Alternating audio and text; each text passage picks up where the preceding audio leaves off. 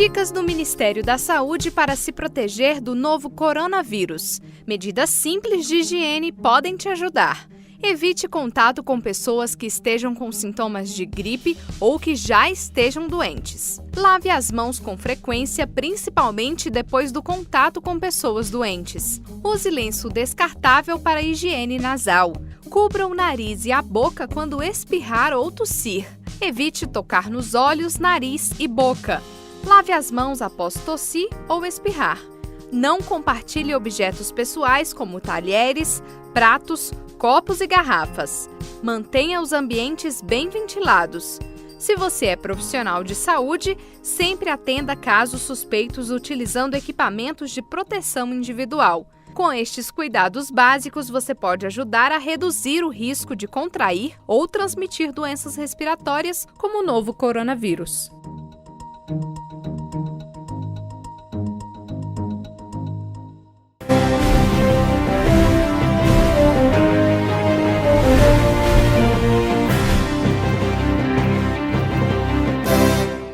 Shalom, amados, aqui quem vos fala é vosso servo, o apóstolo Carlos Vieira.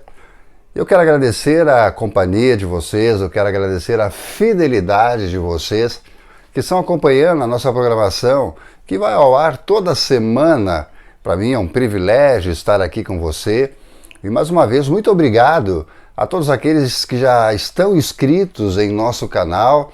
E não esqueça, você que ainda não está inscrito em nosso canal, inscreva-se, acione o sininho para que você possa estar sendo comunicado toda vez que nós estivermos colocando a nossa programação do Sala de Cura no ar.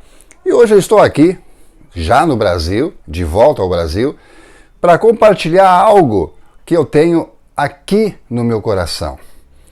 É algo que eu tenho a certeza que vai edificar vocês.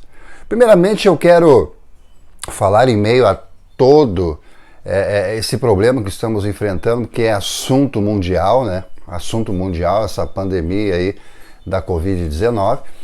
E não era diferente, teria que chegar no Brasil, né? Teria que chegar no Brasil. E como que nós estamos enfrentando? Como nós estamos enfrentando todo esse problema? Como você está enfrentando todo esse problema? Mas eu quero iniciar o programa de hoje, eu não vou me alongar, vou ser bem objetivo. Eu quero começar o programa de hoje compartilhando algo com você. Algo que eu tenho certeza que se você tem sabedoria, e você tem, é claro, você vai entender o que eu estou falando. Primeiramente, eu quero começar a falar acerca do meu ministério. Eu fui chamado pelo Eterno para ser e fazer a diferença. Eu fui chamado pelo Eterno para que as suas promessas se cumpram na minha vida. Eu fui chamado pelo Eterno para cumprir o ir e pregar o Evangelho a toda a criatura. E com toda certeza existem pessoas que podem gostar ou podem não gostar de tudo aquilo que, porventura, eu fale nas conferências, nas ministrações em que eu ministro em todo o Brasil e também fora do Brasil. Então eu quero começar fazendo um comparativo, né, acerca do meu ministério.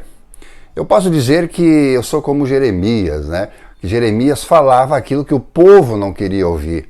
Em meio a uma crise, né, entre o povo, Jeremias foi lá e pregou o que Deus tinha dito para ele pregar.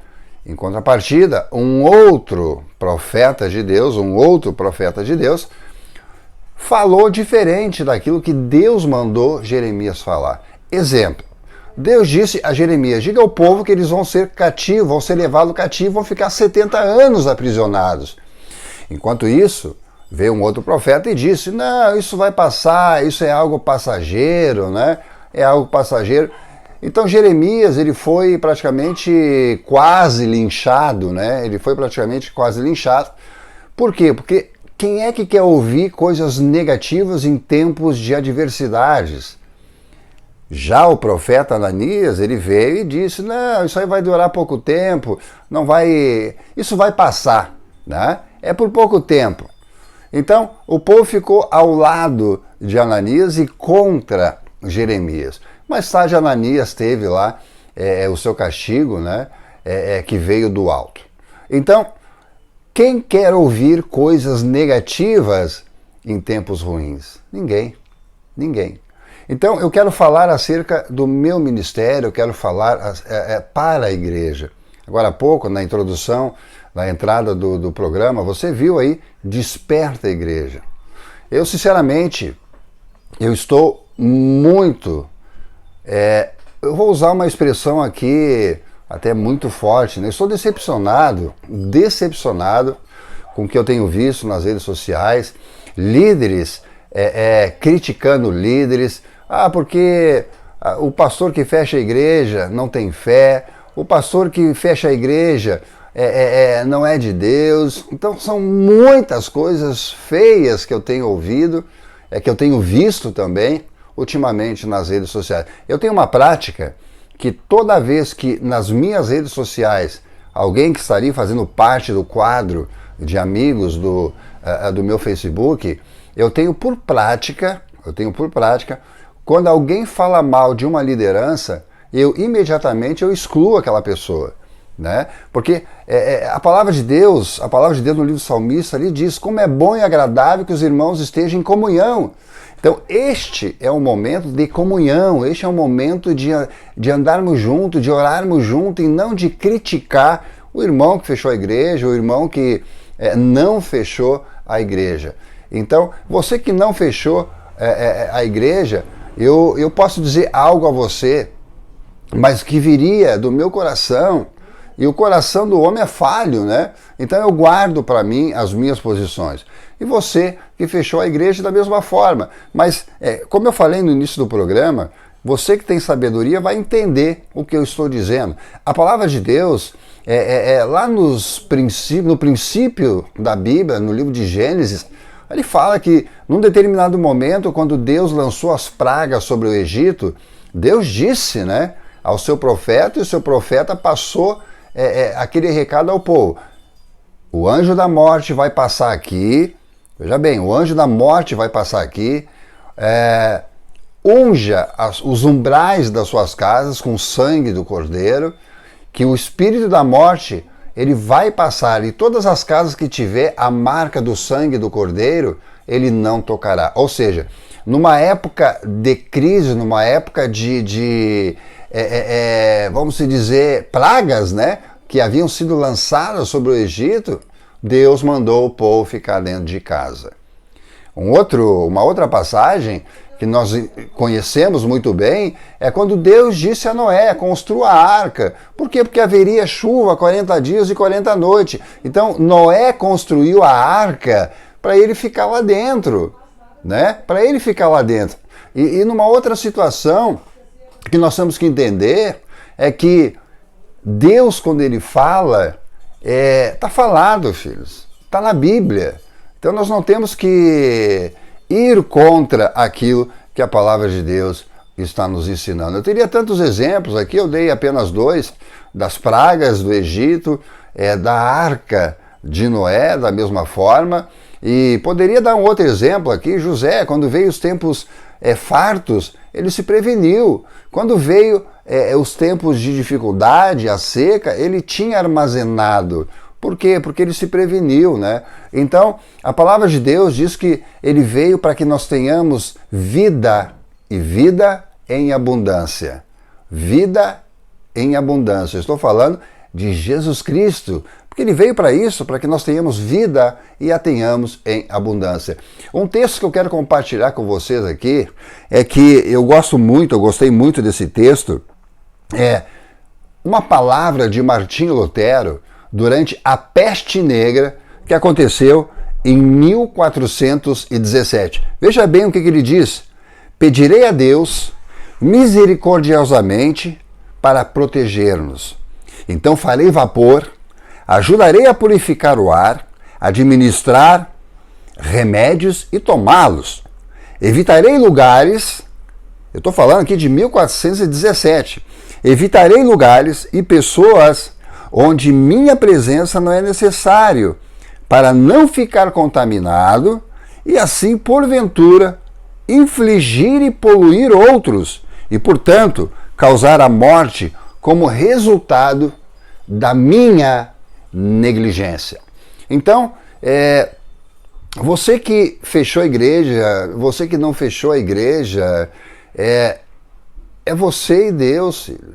É você e Deus. Eu não tô dizendo aqui que você errou ou acertou, né?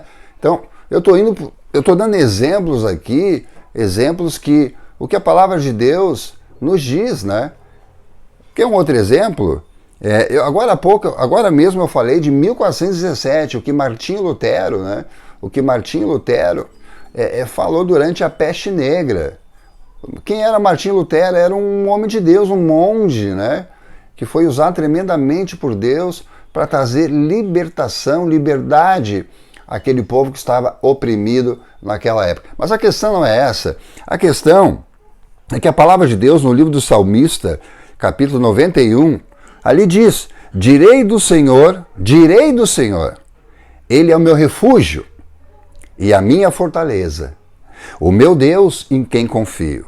No versículo 3, ali diz: porque Ele te livra do laço do passarinheiro e da peste perniciosa.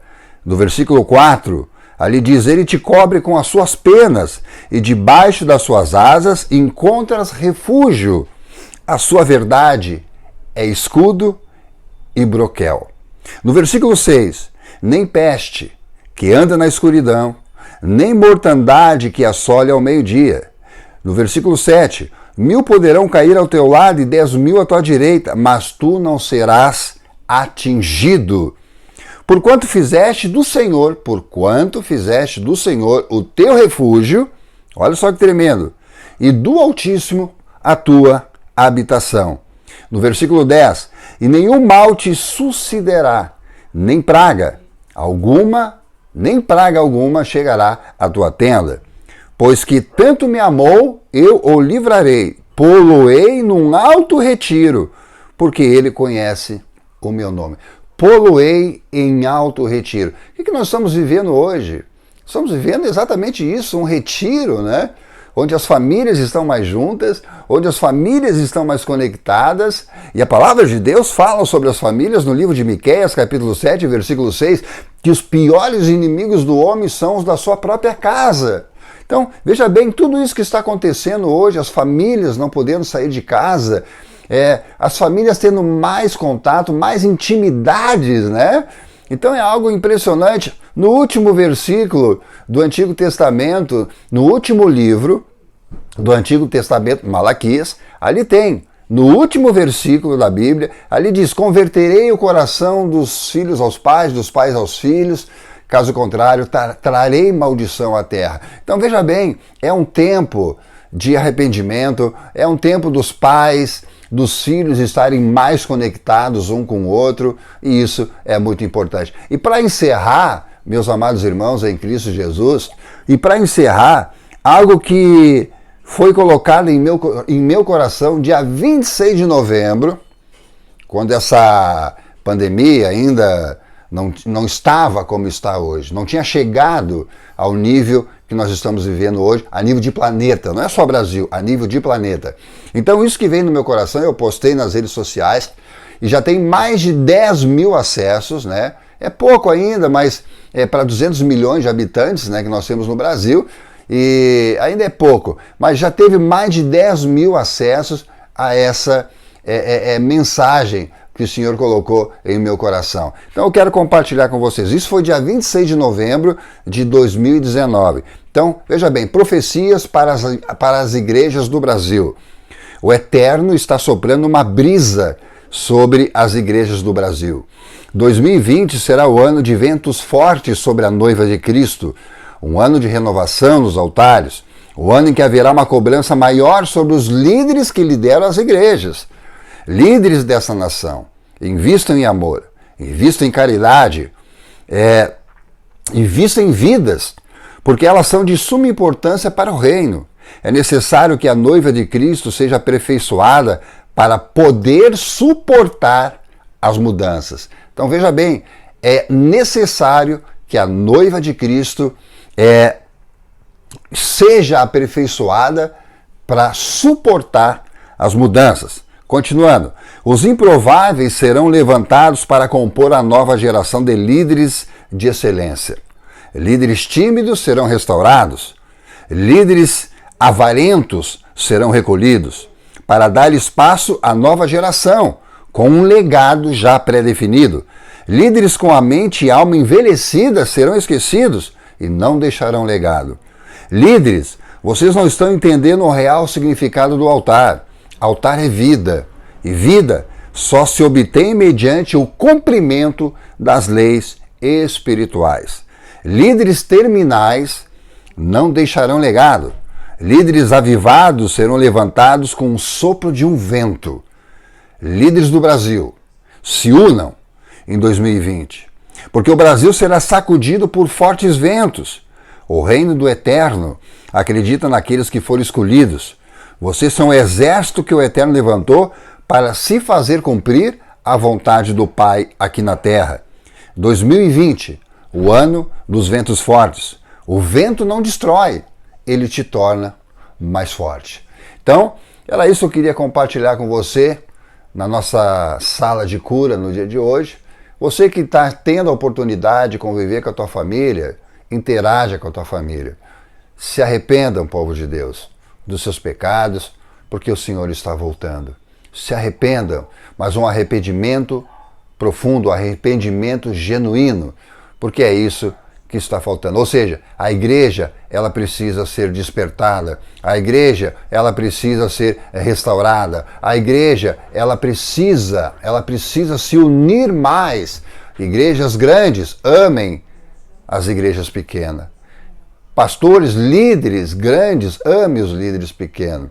E o que eu vejo hoje é uma nação praticamente dividida na questão política. Uns gostam do atual presidente, outros não gostam, mas foi o líder que Deus escolheu para estar à frente de tudo isso. Então, quando nós nos levantamos contra uma liderança, nós estamos nos levantando contra aquele que o colocou lá.